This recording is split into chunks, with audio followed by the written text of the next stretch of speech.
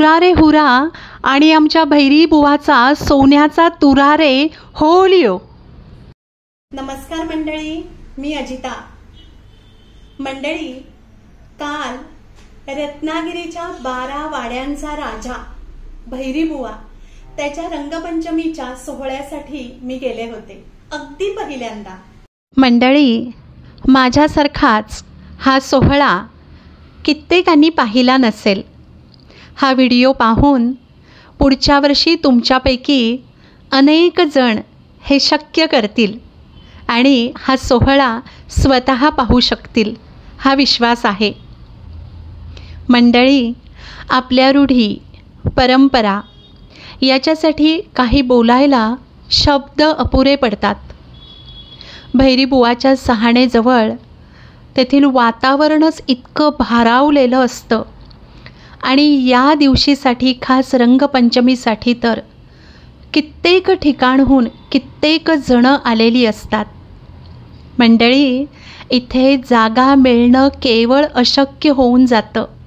आम्ही खूप लवकर जाऊन आम्ही जागा अडवून उभे राहिलो होतो आणि पक्क ठरवलं होतं, कुणीही कितीही बोललं तरी इथून हलायचं नाही. आणि मंडळी, असं जर तुम्ही केलात ना तरच हा सोहळा तुम्ही पाहू शकता. आलेल्या प्रत्येकाची हीच धडपड असते.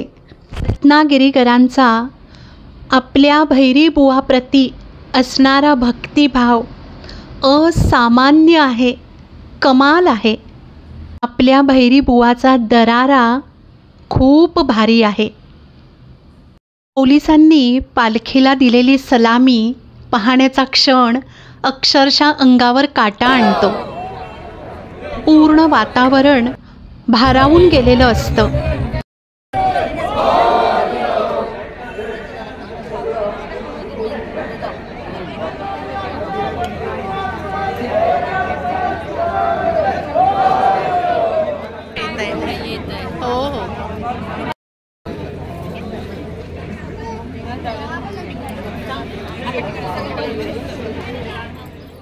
मंडळी, बघता बघता इथलं संपूर्ण परिसर कधी भरून जातो हे आपल्याला समजतच नाही.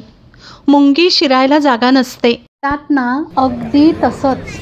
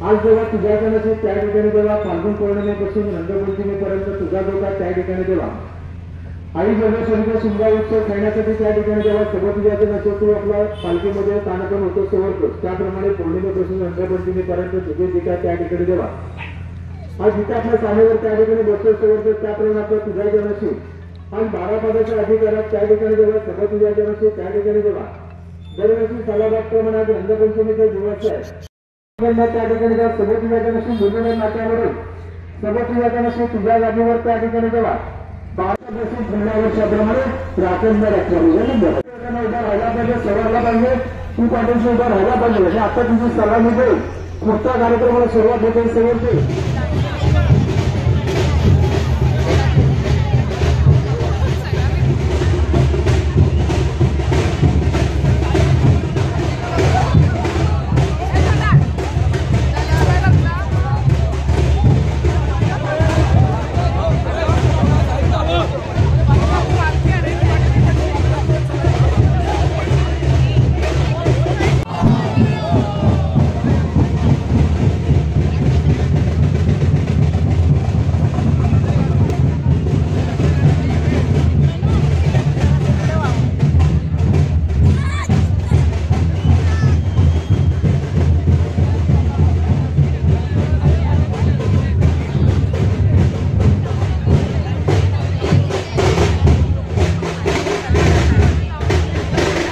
मंडळी, हा सलामीचा क्षण खूप भारी असतो.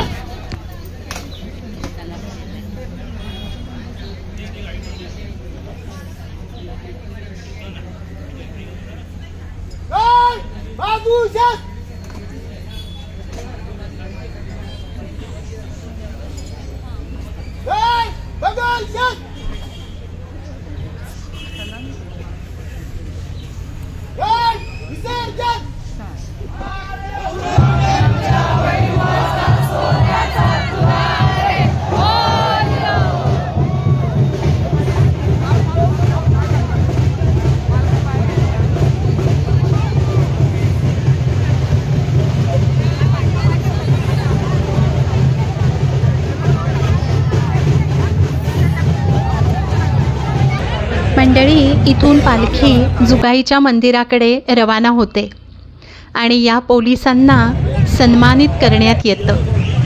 प्रत्येकाला हातात श्रीफळ देऊन त्यांना सन्मानित करतात.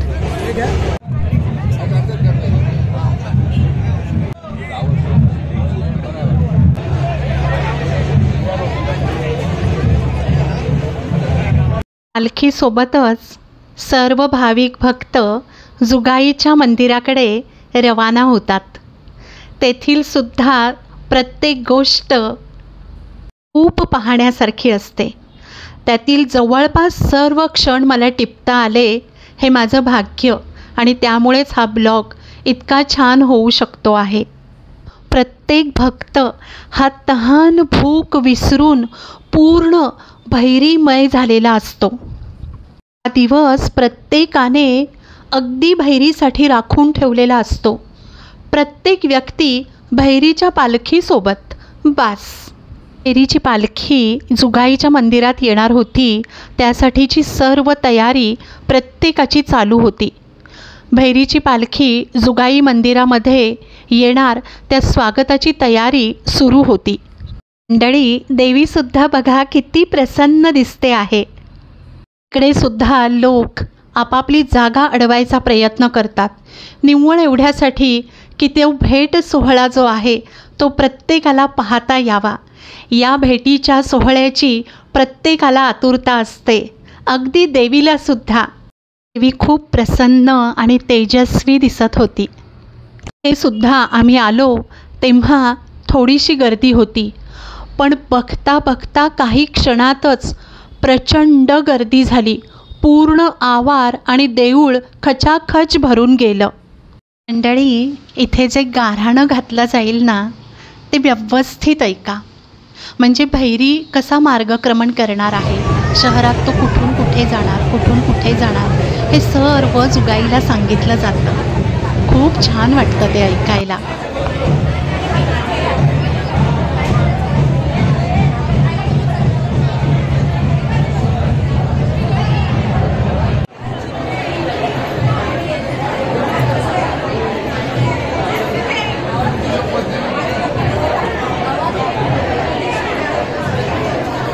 पालखीच्या स्वागताची फार मोठी जय्यत तयारी होती. मंदिराचे अध्यक्ष जुगाईच्या दर्शनाला आले त्यावेळीच समजलं की आता पाठून पालखी येते आहे. पालखी जुगाई मंदिरामध्ये आल्यावर जी प्रदक्षिणा झाली ती अतिशय पाहण्यासारखी आहे. मंडळी बघा पुढे.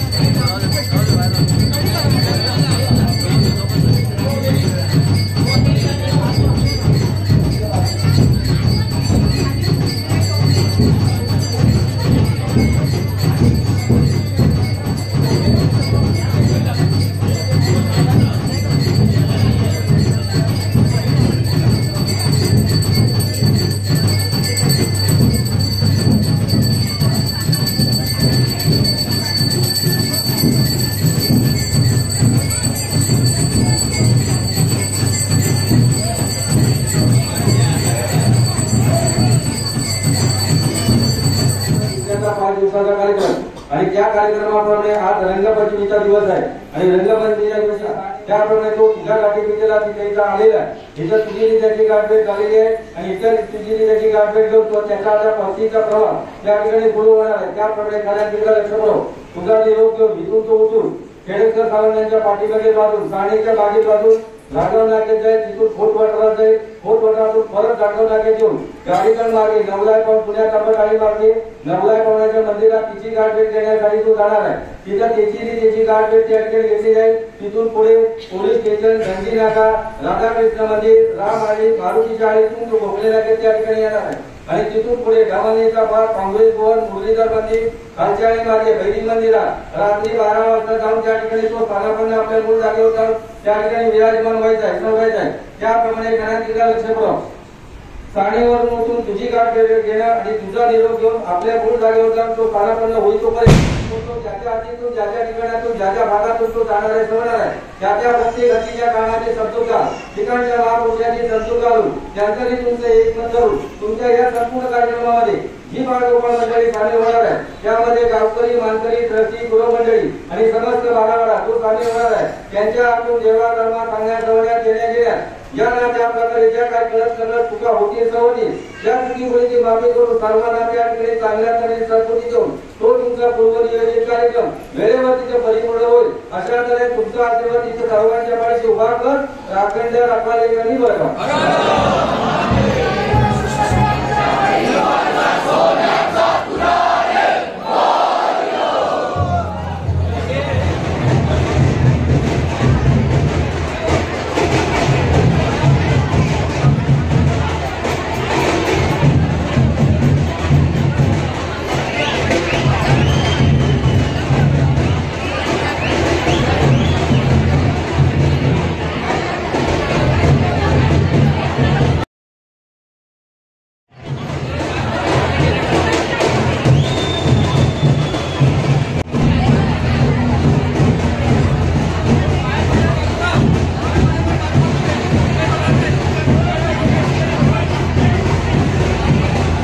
मंडळी मंदिरामध्ये अशी रंगाची उधळण करण्यात आली.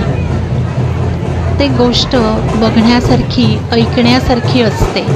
या सर्व गोष्टी मी पहिल्यानेच पाहत असल्यामुळे मला पण खूप अप्रूप वाटत होतं.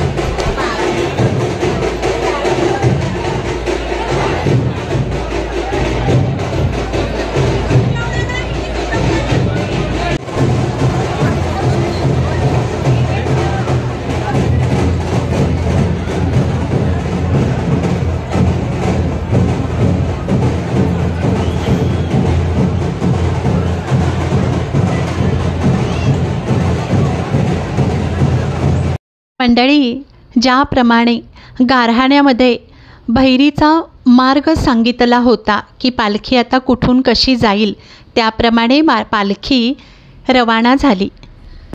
रंगपंचमी खेळत आई जुगाईच्या शिमगोत्सवाची सांगता करीत, ग्रामप्रदक्षिणा करीत भैरीराजा आपल्या मूळ गादीवर मंदिरात स्थानापन्न झाला.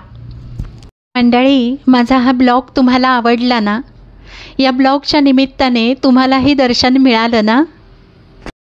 मंडळी, रत्नागिरीकरांचा भैरीबुवाप्रती आदर, सन्मान, श्रद्धा असामान्य आहे, कमाल आहे.